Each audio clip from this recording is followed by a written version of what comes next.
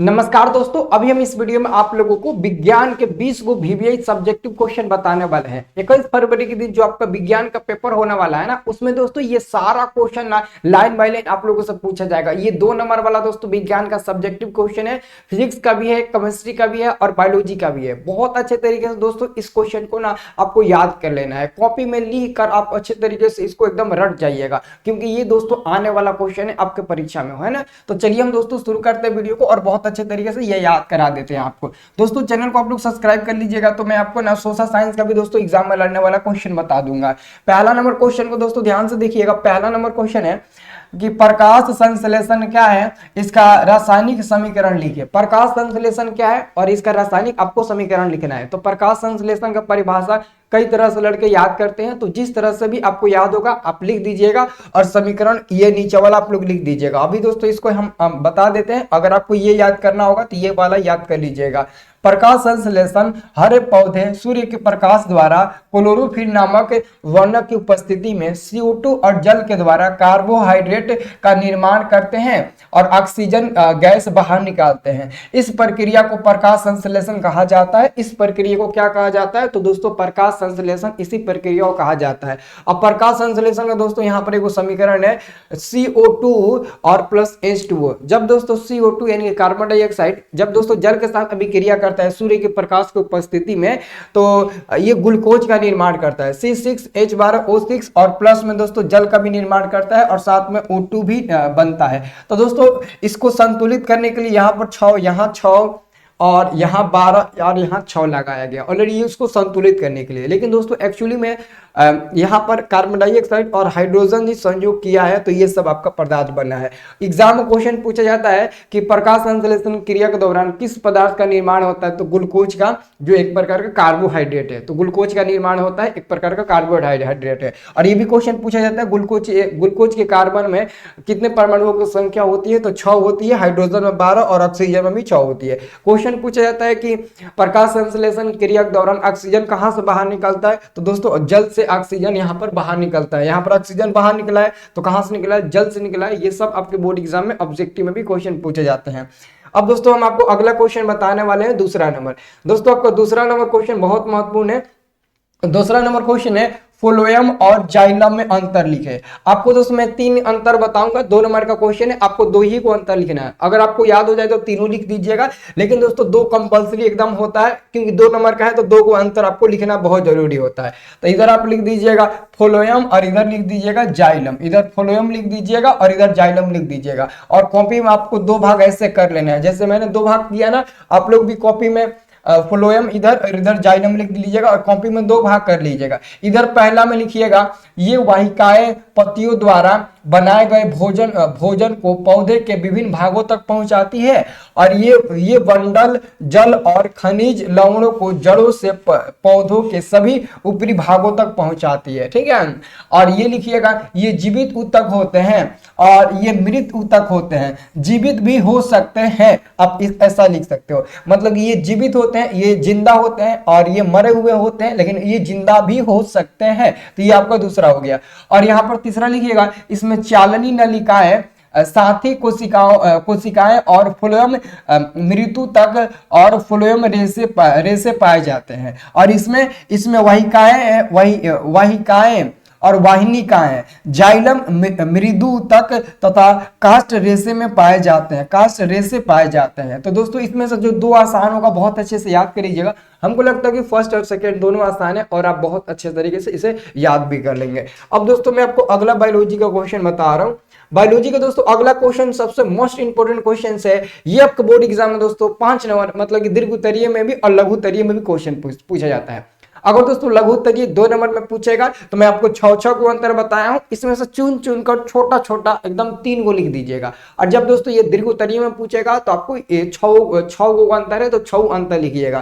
Question आपका है कि वायवीय जिसको ऑक्सी बोलते हैं, ऑक्सी श्वसन बोलो या वायवीय श्वसन बोलो, तो अवायवीय श्वसन बोलो या अनाक्सी श्वसन में आपको अंतर लिखना है। ठीक है ना, इन दोनों में आपको क्या लिख देना है? तो बस आपको अंतर लिखना है। तो देखिए यहाँ पर हम 2 भाग कर लिए हैं, है ना।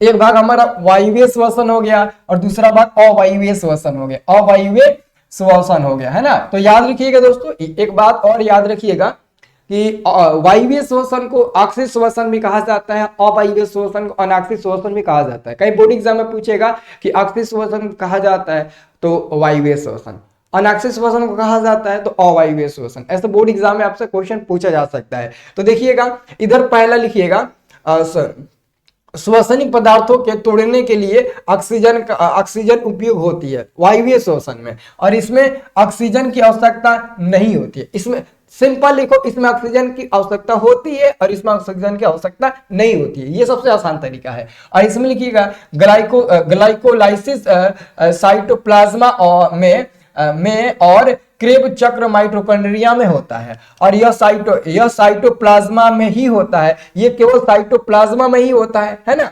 माइटोकॉन्ड्रिया में नहीं होता है, केवल साइटोप्लाज्मा में ही होता है। और इसमें दोस्तों एटीपी के 38 अणु बनते हैं। वायवीय श्वसन में एटीपी के कितने अणु बनते हैं, तो 38 अणु बनते हैं। और इसमें अपचयन अधूरा होता है, इसमें अपचयन क्या होता है, अधूरा होता है। और इसमें लिखिएगा चौथा नंबर, श्वसनीय पदार्थ पूर्ण रूप से अपचयित हो जाता है। और इसमें लिखिएगा अंतिम उत्पाद इथाइल अल्कोहल और कार्बन डाइऑक्साइड है ना। ये आपका दोस्तों चौथा हो गया ना, अच्छा चौथा इधर है ना, मैंने गलती पढ़ दिया ना दोस्तों, गलती पढ़ दिया है ना, मैंने गलती पढ़ दिया था। इधर का आपका तीसरा है ना, इधर का तीसरा है। एटीपी के इसमें 38 अणु बनते हैं और एटीपी के इसमें केवल 2 अणु बनते हैं ना। उसमें दोस्तों एटीपी के टोटल 38 अणु बनते हैं, ठीक है, और इसमें एटीपी के टोटल 2 अणु बनते हैं। मैंने कंफ्यूज करके आप लोगों को इधर उधर बता दिया है ना। तो देखो इसमें से चुन कर आपको अच्छे तरीके से सब याद कर लेना है, 2 नंबर वाला 5 नंबर वाले के तहत भी, है ना। तो ये तीसरा अंतर हो गया। अब चौथा अंतर है, श्वसनीय पदार्थों का पूर्ण रूप से अपचयित हो जाता है, और इसमें इसमें अपचयन अधूरा होता है ना, बहुत आसान है, बहुत इजी है। और इसमें अंतिम उत्पाद CO2 और जल होता है। वायवीय श्वसन के जो अंतिम उत्पाद होते हैं वो CO2 और जल होते हैं। और इधर देखिएगा 5वां नंबर में अंतिम उत्पाद इथाइल अल्कोहल और कार्बन डाइऑक्साइड होते हैं, है ना। अब 6वां नंबर याद कर लीजिए। 6वां नंबर दोस्तों नीचे आपका है कि यह सभी जीवों में पाया जाने वाला क्रिया है, और यह कुछ जीवों में ही होती है और कम समय के लिए ही होती है। यह सभी जीवों में पाया जाने वाला क्रिया है, यह कुछ जीवों में ही पाया जाने वाला क्रिया है। तो बहुत अच्छे तरीके से दोस्तों ये सभी क्वेश्चन आपको याद हो जाएगा। हमको लगता है कि बहुत आसान वर्ड मैंने लिखकर आपको दिया है और आप बहुत अच्छे तरीके से आप इसे याद भी कर लेंगे, ठीक है। चलिए अब मैं आपको अगला क्वेश्चन दोस्तों बताता हूँ। अगला क्वेश्चन हमारा 4 नंबर आता है। 4 नंबर क्वेश्चन है, रक्त के 2 कार्य लिखें। तो यहां पर हमने लिखा रक्त के कार्य एक तरल संयोजी ऊतक है। रक्त के कार्य एक तरल संयोजी ऊतक है, क्योंकि वह अपने प्रवाह के दौरान शरीर के सभी ऊतकों का संयोजन करता है ना। अब दोस्तों ऐसे लिखिएगा, वैसे रक्त के 3 प्रमुख कार्य होते हैं। मतलब कि रक्त आप ऐसे भी लिख सकते हो, रक्त एक प्रकार का संयोजी ऊतक होता है, या फिर रक्त के कार्य एक तरल संयोजी ऊतक है, क्योंकि वह अपने प्रवाह के दौरान शरीर के सभी ऊतकों का संयोजन करता है। अब वैसे रक्त के प्रमुख 3 कार्य, 2 कार्य पूछे, हम 3 कार्य बता रहे हैं। पहला दोस्तों पदार्थों का परिवहन, दूसरा संक्रमण से शरीर की सुरक्षा, एवं तीसरा आप लिख दीजिएगा शरीर के तापमान का नियंत्रण करना। ये दोस्तों आपका 3 गो रक्त का कार्य हो गया। बहुत अच्छे तरीके से दोस्तों ये 4 नंबर क्वेश्चन आप लोग लिख दीजिएगा। अगला देखिएगा 5 नंबर दोस्तों क्वेश्चन। 5 नंबर आपसे क्वेश्चन पूछा गया है कि किण्वन किस प्रकार का श्वसन है, यह कहाँ होता है। किण्वन जो होता है वो किस प्रकार का श्वसन है और कहाँ होता है। तो बहुत अच्छे तरीके से इसका आंसर लिखिएगा। किण्वन एक प्रकार का अवायवीय श्वसन है, जिसमें ईस्ट द्वारा पाइरुवेट को एथेनॉल एवं कार्बन डाइऑक्साइड में परिवर्तित कर दिया जाता है। यह अभिक्रिया ईस्ट कोशिकाओं के बाहर स्रावित जाइमेज एंजाइम द्वारा शर्करा के अपघटन के फलस्वरूप संपन्न होता है। क्या होता है, तो संपन्न होता है। तो बहुत अच्छे तरीके से 5 नंबर भी क्वेश्चन आप लोग लिख लीजिएगा। सब दोस्तों इंपॉर्टेंट क्वेश्चन हैं। अब देखो सबसे खतरनाक दोस्तों क्वेश्चन ये आ गया। ये क्वेश्चन आपका लसिका वाहिनिकाय और रुधिर वाहिनिकाय में अंतर लिखे। तो इधर दोस्तों आप लसिका वाहिनिकाय लिखिएगा और इधर आप लोग लिखिएगा, इधर आप लोग लिख दीजिएगा रक्त वाहिनिकाय, और बीच में दोस्तों लकीर पार दीजिएगा ताकि दोनों तरफ ना 2 भागों में बढ़ जाए, दोनों तरफ 2 भागों में बढ़ जाए। एक तरफ आप लसिका लिखिएगा और दूसरी तरफ आप रक्त वाहिनिकाएं लिखिएगा, ठीक है ना, रक्त वाहिनिकाएं आप लिखिएगा। ओके, तो इधर लिखिएगा पहला नंबर में रंगहीन होती है। जो लसिका होती है दोस्तों ये रंगहीन होती है और ये लाल रंग की होती है। जो रक्त होता है वो लाल रंग का होता है और जो लसिका होता है वो रंगहीन होता है। और इधर लिखिएगा ये लसिका का परिवहन करती है और ये रक्त का परिवहन करती है। ये लसिका का परिवहन करती है, ये रक्त का परिवहन करती है।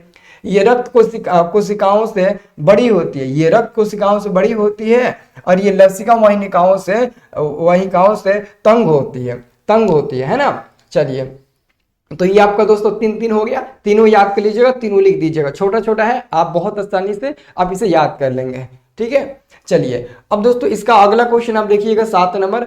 दोस्तों 7 नंबर आपका क्वेश्चन आता है एम्पियर को परिभाषित करें। एम्पियर को परिभाषित करें तो दोस्तों यहाँ पर उत्तर लिखिएगा, फिर एम्पियर लिखकर डैश दीजिएगा। लिखिएगा जब किसी चालक से 1 सेकेंड में 1 कूलम आवेश प्रवाहित हो तो उस चालक से प्रवाहित धारा 1 एम्पियर कहलाता है। और 1 एम्पियर बराबर क्या होता है, 1 कूलम पर सेकेंड होता है। 1 एम्पियर बराबर 1 कूलम बटे 1 सेकेंड होता है। ये दोस्तों आपको अच्छे तरीके से याद रखना है क्योंकि ये आपके ऑब्जेक्टिव में बहुत ज्यादा बार पूछा जाता है ना।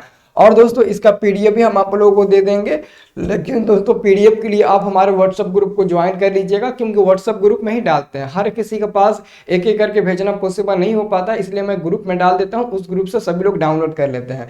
देखिए हमारे डिस्क्रिप्शन बॉक्स में आपको मैंने व्हाट्सएप ग्रुप का लिंक दिया है, उसको आप ज्वाइन कर लीजिए ताकि आप सबको भी मिल पाए। ये 8वां नंबर क्वेश्चन है, नवीकरणीय ऊर्जा स्रोत से आप क्या समझते हैं। नवीकरणीय ऊर्जा स्रोत से आप क्या समझते हैं, तो लिखिएगा वैसे ऊर्जा स्रोत जिसे समाप्त नहीं किया जा सकता है और उपयोग करने के बाद पुनः उपयोग में लाया जा सकता है, नवीकरणीय ऊर्जा स्रोत कहलाता है। मतलब कि वैसे ऊर्जा स्रोत जो कभी समाप्त नहीं हो पाएगा, उसको एक बार यूज कर लेने के बाद आप पुनः दोबारा उसको यूज कर सकते हो, तिबारा भी यूज कर सकते हो, चाहे जितना बार भी यूज करो वो खत्म नहीं होगा। तो वैसे ऊर्जा स्रोत को हम लोग नवीकरणीय ऊर्जा स्रोत कहते हैं। एग्जाम्पल फॉर सौर ऊर्जा, पवन ऊर्जा, जल, विद्युत ऊर्जा, ये सभी दोस्तों क्या होते हैं, तो ऊर्जा के नवीकरणीय स्रोत होते हैं। महासागरीय ऊर्जा है ना, ये सब हो जाएगा। अगला दोस्तों आपका क्वेश्चन नंबर 9 आता है। ये क्वेश्चन नंबर 9 है, नवीकरणीय ऊर्जा स्रोत से आप क्या समझते हैं। नवीकरणीय ऊर्जा स्रोत से आप क्या समझते हैं, तो आंसर लिखिएगा वैसे ऊर्जा स्रोत जो समाप्त